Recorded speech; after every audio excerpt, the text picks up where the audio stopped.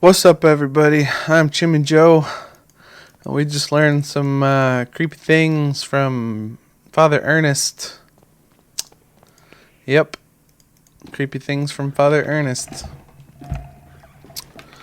We're now gonna go in here and use the razor on the thing. We wouldn't be able to cut this thick tapestry just with the razor in my hands. I have to probably put it on the stick. Yeah. I knew the wood thing was going to be useful eventually. Figures the first thing I find is the last thing I'll ever use. Okay, more memories. And finally, our expert on philosophy, Jeremiah Devitt, shows up. Where were you, my friend? We have been looking for you. Well, as I was saying, tonight is a perfect moment for our next meeting, but I suspect that someone outside our group is secretly surveilling us. Who is it, Anthony? My dear friends, it's Professor Glynn. You mean Father Ernest? Certainly. No doubt about it. Therefore, dear colleagues, I have decided to change the venue of tonight's meeting. Have you noticed the lounge behind the small door of the classroom? I have believed convenient to borrow the key for our necessities. You already know, at 12 o'clock, you will find that door open, and I will be inside the lounge. That is it, my dearest colleagues. Vidite ne qui skite.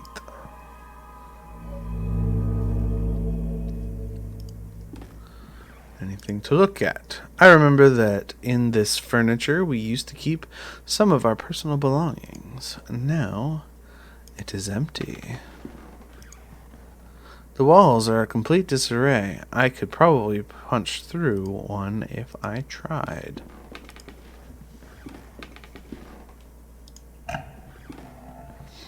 I remember that this is the bed where I used to sleep when I was a student here. Alright, what else is there to look at? Mirror? A dusty mirror.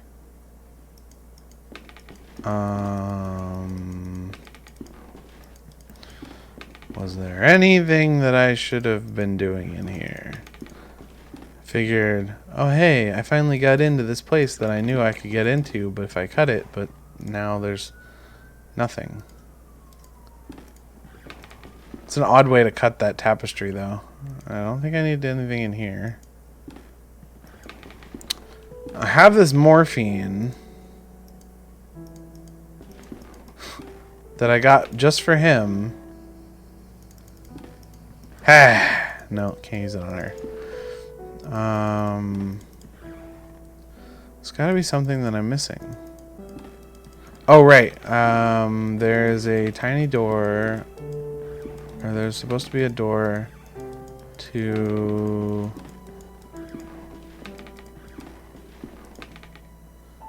For books on these bookshelves. There's supposed to be an extra door somewhere. I don't remember where, though. I thought it was in the classroom. That was the classroom, right? Okay, maybe we have to find that guy again.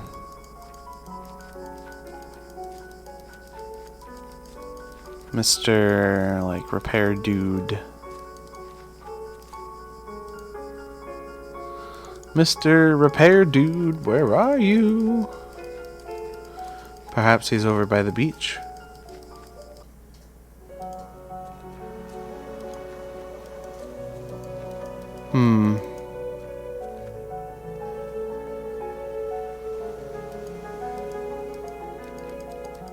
I wonder where she could have gone. There's nothing... Oh, what's this? Cliff somehow looks very inviting. I wonder how many poor souls have jumped from it. Jeez. There's got to be something in this room that I missed. They can't just be... like... the memory and that's it.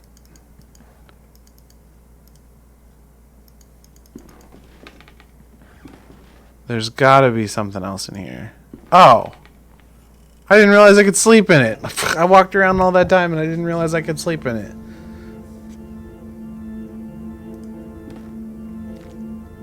Mr. Rabbit was jumping through the forest in the warm spring afternoon.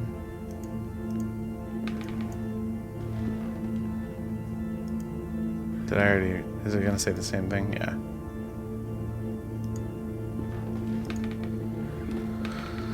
Oh boy, okay. Oh God.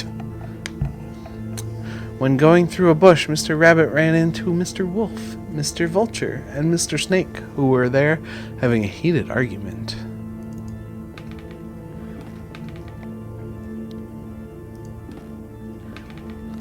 Mr. Rabbit, curious, asked them, "Dearest, why are you arguing in this beautiful and cheerful spring afternoon?"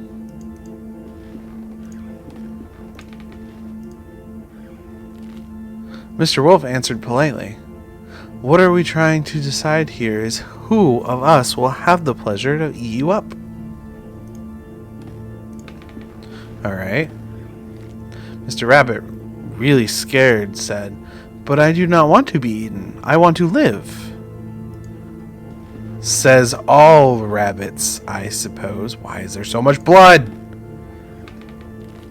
To which Mr. Snake answered, smiling, "That is impossible to happen, Mr. Rabbit, since we all, both you and us, are going to die sooner or later. Don't you think so?" I mean, that's true. Death comes to all. They're not where the stairs used to be. Mr. Vulture added, "Mrs. Snake is right. We should stick to the issue at hand. It is getting late, and as you see, we do not agree. Do you want to help us decide, Mr. Rabbit? Who would you suggest to be the one to eat you?" After thinking about it for a while, Mr. Rabbit came up with an idea and carefully said, "I got it. Why not to organize a race? The first who arrives to the forest clearing will have the privilege to eat me. No doubt Mr. Wolf can run at high speed, but Mr. Vulture can go flying and avoid any obstacle. And I'm sure that Mrs. Snake knows all the shortcuts within the forest. What do you think?" I think she's going to run away as those people... What are those people in the windows? The three predators agreed that that was fair, so they started the race and quickly disappeared. Look at this! Look at these! There's one back here too. It's like slowly creeping up on the windows. Hey. Okay. And more blood. Mr. Rabbit, happy to trick them, started running at high speed in the opposite direction of the predators who are eager to prove their worth and didn't realize the trick. Why is there more of these? Isn't the story done? Mr. Rabbit was far away from there, and he finally felt safe, happy and proud of his cunning. But suddenly there was a loud bang. The earth shook, frightened birds flew, and everything went dark. The end. Oh, Jesus. I hate jump scares. I'm just gonna put this up. This is fine. This is fine. This is fine. An impossible love? Oh. There's something I kept to myself for a long time. Oh man. Goosebumps. And the thing is that I love you. I've always loved you. Since the first time I saw you, and since the first time I felt your frozen hands. Wait, no! No, you can't fall in love with a dead person. Each time I move away from you, I miss your glassy, empty, dead eyes. Oh God. I miss your rough hair and your grayish skin, your stench. Oh. But our love just cannot be. Wait, how is she standing? It is impossible, love. So he buried her. The end.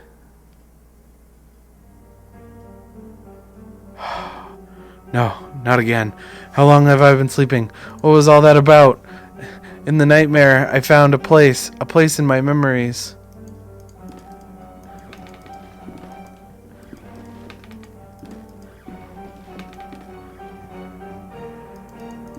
I don't remember where it is. I think I know where it is. I'm pretty sure I'm going the right way.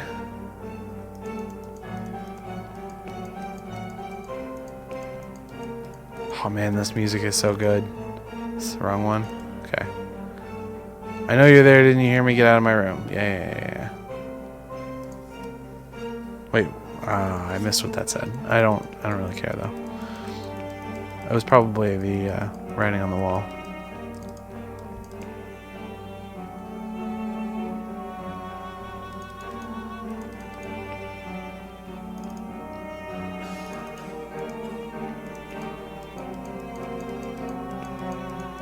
So there's a trapdoor somewhere, is what I'm getting. Pretty sure there's a trapdoor in this hallway. Pretty sure, yep. In my disturbing nightmare, I was brought to this spot. Under the carpet is a trapdoor. Trapdoor I saw in my nightmare. From here sprouts a horrible stench. There's something down there. Do you see? Do you see? What was there? Just in front of me. That thing. It was screaming. He shakes uncontrollably, his body racked with pain, and there is only one way to end his suffering. Morphine?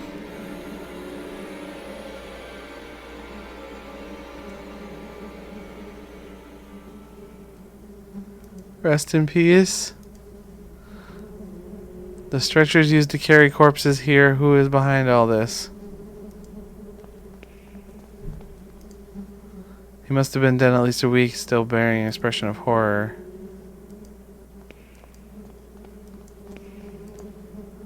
The decayed corpse of a young woman. It seems as if she had been devoured by an animal? The walls are splattered with dried blood. I don't want to go in this door. Is this another memory? It is another memory. This is the secret door that they were talking about. Punctual as always, Devitt. Now that all remains is to introduce our guest. You may come in now, Professor. Father Ernest. Do not worry, my friend. I invited him to join this evening. The professor genuinely shares our curiosity, and who better to complete our group than one of our most renowned theologists? Moreover, we mustn't ban those who are willing to explore beyond the veil. The moment we have long awaited has now arrived. Please, all of you, take a seat, and we shall begin the procedure. Soon shall the door be open, and then may we finally see what lies beyond. Now I ask you to close your eyes. You will feel a momentary prick as I inject you with the serum. Serum?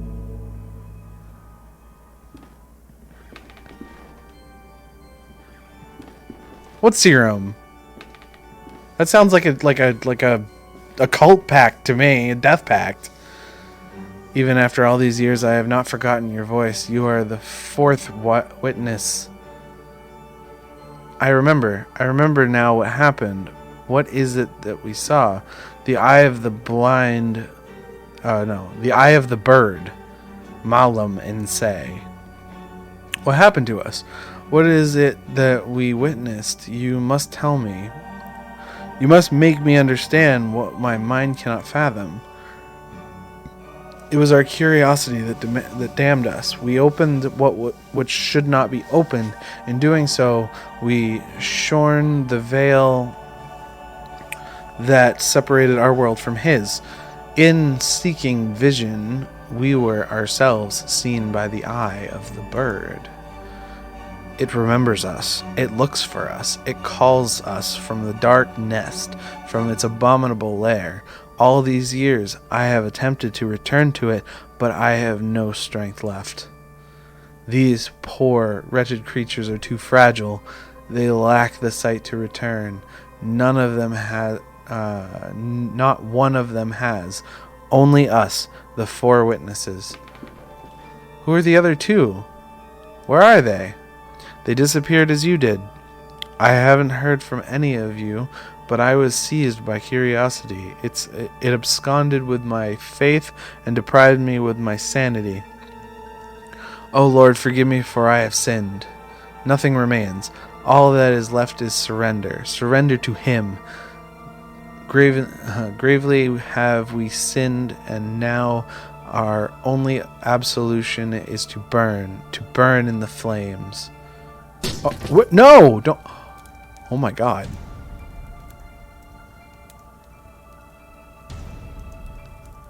Malum in say.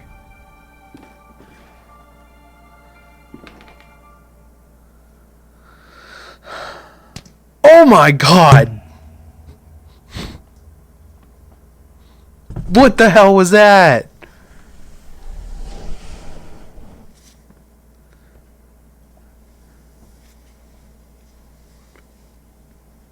Anything?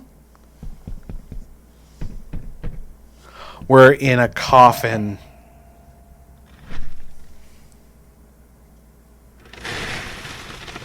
And dirt's being poured onto the coffin. Oh, that's creepy.